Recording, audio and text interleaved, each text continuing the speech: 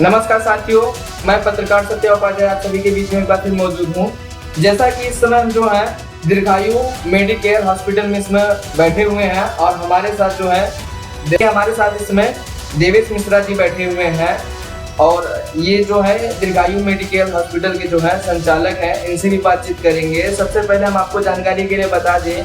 कि ये पहला हॉस्पिटल नहीं, ये इनका तीसरा ब्रांच है, जो कि सक्सेस होने के बाद तीसरा ब्रांच ये लोगों की मदद के लिए खोले हुए हैं। अक्सर इनकी जो पॉपुलैरिटी है, अभी तो फिलहाल भदोही में इन्होंने अभी हाल ही में कदम रखा हुआ है, उससे पहले इलाहाबाद और मिर्जापुर में जो है इनका जो है नाम का थोड़ा सा वर्चस्व भी चल चुका है और ये मेडिकल की लाइन में, हॉस्पिटल की लाइन में एक अलग पर्सनालिटी बना के चलते हैं। तो आइए इनसे बात करते हैं, इनके बारे में थोड़ा सा जानते हैं और इनसे कुछ विशेष रूप से गर्मी के बारे में जो है जानकारी मिलेगी कि कैसे जो है गर्मी को कम किया जा सकता है। नमस्कार सर।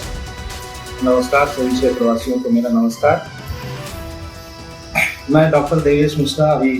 अपने क्षेत्र में अस्पताल के हाल ही में ओपनिंग किया गया है यहाँ पे और गर्मी की स्थिति को देखते हुए अभी ये बताना चाहेंगे कि फिलहाल हर साल की तुलना में इस साल की जो गर्मी की कंडीशन है, टेम्परेचर है, वो बहुत ज़्यादा रह रहा है और इसीलिए जो है सभी अपने क्षेत्रवासियों को एक संदेश के माध्यम से बताना चाहेंगे कि अभी गर्मी जब तक हीट वेव काफ़ी मैसेज भी आ रहा है गवर्नमेंट की तरफ से कि जब तक चल रहा है तो थोड़ा सा अभी बचा के चलें। दोपहर में कोशिश करें कि बहुत आवश्यक जब तक ना हो बाहर ना निकलें, पानी खूब पीते रहें, डिहाइड्रेट ना हो,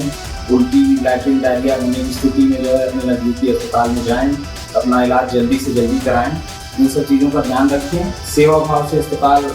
का उद्घाटन अपने क्षेत्र में किया गया है। हम लोगों की पूरी ये इच्छा है, अपना पूरा ये मोटिव है कि अपने क्षेत्र के सभी लोगों को, गरीब जनता को एक अपनी सेवा दे सके,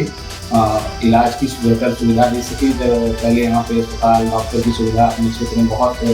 दूर दूर जाना पड़ता है, लोगों को भदोही जाना पड़ता है या बनारस जाना पड़ता है। इसी सब चीज़ों को देखते हुए हम लोगों का पहले से प्लान हुआ करता था कि यहाँ अपने लोकल एरिया में आकर के एक अस्पताल बनाया जाए ऐसा जो अपने क्षेत्र में सभी लोगों को जल्दी सहायता प्रदान करने में सहायक हो सके। उसी पर्पज़ को ध्यान में रखते हुए हम लोगों ने अपने सेंटर की शुरुआत की है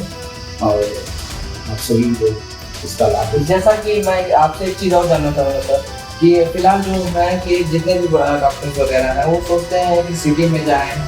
अच्छा है उनको अचीवमेंट मिल सके वहाँ पे। आपने इन सब चीज़ों को नियंत्रित करते हुए ऐसी जगहों पे मतलब आके अपना हॉस्पिटल का जो आपने उद्घाटन किया है, निर्माण किया हुआ है, तो क्या लगता है आपको कि यहाँ की जो जनता है उस चीज़ को समझेगी?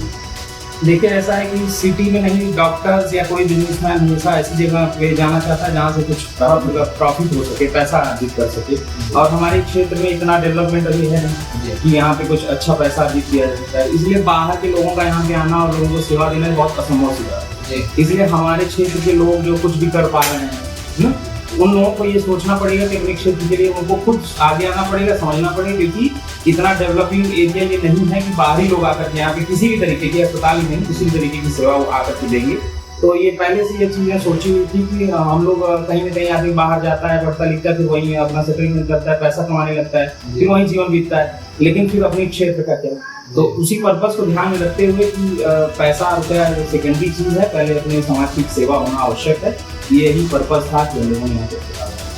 जैसा कि मैं आपका चीज़ और जानना चाहूँगा कि आपका बचपन कैसा रहा और उसके साथ साथ जो है आपने किस प्रकार से जो है इस लाइन में जो है मेडिकल की लाइन में जो है हॉस्पिटल की लाइन में जो आपने स्ट्रगल किया, किस प्रकार से आपने जो है इस चीज़ को आगे अचीव किया हुआ है, उस चीज़ के बारे में थोड़ा सा। देखिए हमेशा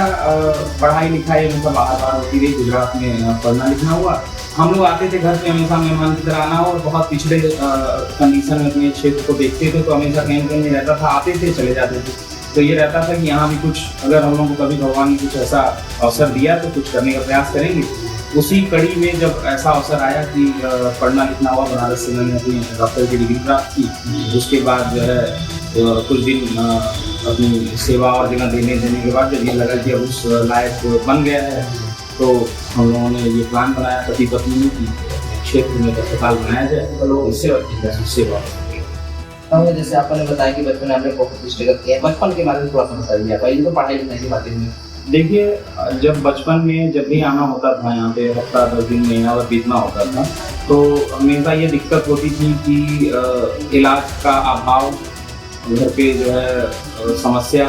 इतना रुपया पैसा सबके पास जैसे नहीं हुआ करता है, हम लोगों के पास भी इतना घर वालों के पास नहीं हुआ करता था। अगर किसी को जनरल कोई भी बीमारी छोटी सी भी हो गई तो उसके लिए बहुत परेशानी का सामना करना पड़ता था। अपने नज़दीक क्षेत्र में इलाज की कोई व्यवस्था नहीं थी, दूर दूर जाने के लोगों के बहुत पैसे लग जाया करते थे, वाहन का खर्चा, वाहन ट्रांसपोर्टेशन चार्ज हो गया, आना जाना, उसके बाद वहाँ उनको कोई पहचानने सुनने वाला नहीं रहता था। तो ये सब चीज़ें हम लोगों ने बचपन से देखा कि अरे लोगों को, गरीब लोगों को सेवा देने के लिए शहर में जाने के बाद उनको कौन पहचानने वाला है, तो क्यों ना अपने क्षेत्र में आए, जिससे जो है उनको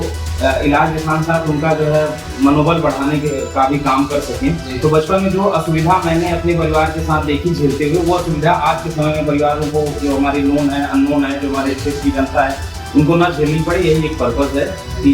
वो समस्या का समाधान जो हमारे बस में वो किया जा सके। और एक चीज मैं और जानना हूँ, फिलहाल आपके पास जो इंस्ट्रूमेंट वगैरह है, किन किन चीज़ों का इंस्ट्रूमेंट है, फिलहाल आप किन किन चीज़ों का उपचार कर रहे हैं? देखिए, अभी हम लोग बहुत शुरुआती कंडीशन में हैं, अभी तो बेसिक स्टेज पे हम लोग,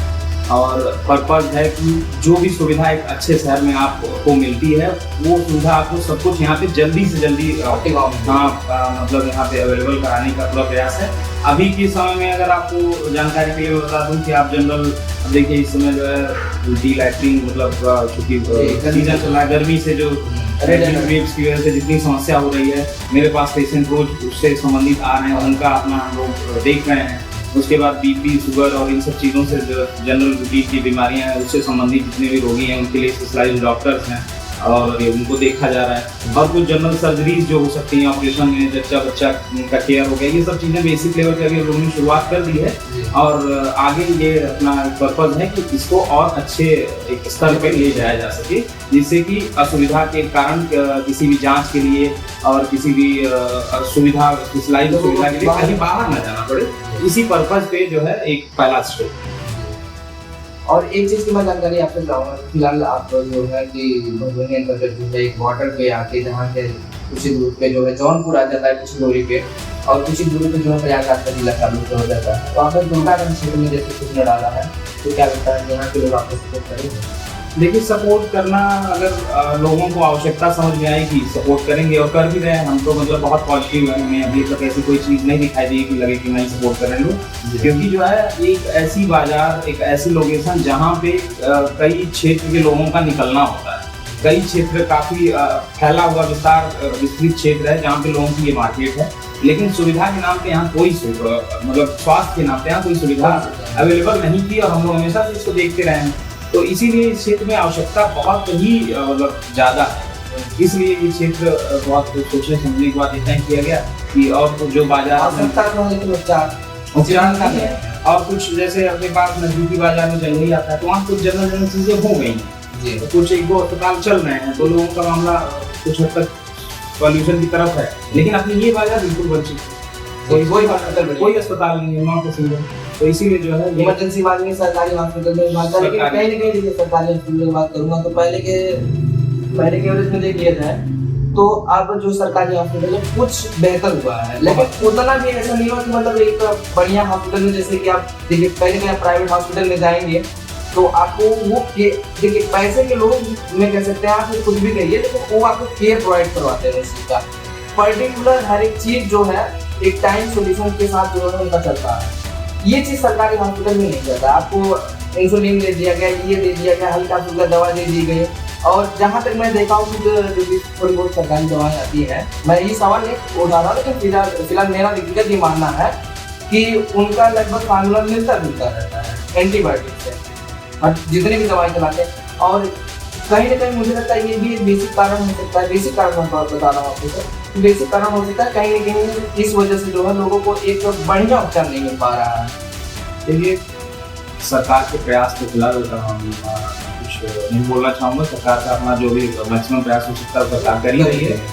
डॉक्टर्स अच्छे जो अवेलेबल कराना चाहिए वो करा ही रही है जितना मैक्सिमम हो सकता है। लोगों को जो है कुछ चीज़ ऐसी सुविधाएं हैं जो सरकारी अस्पताल में अवेलेबल, बड़े अस्पताल में हो पाती है, तो हर क्षेत्र में उतना बड़ा अस्पताल सरकार के लिए भी खोल पाना थोड़ा सा चैलेंजिंग होता है। तो उस केस में जो है वो अपना जितना हो पा रहा है उतना जनता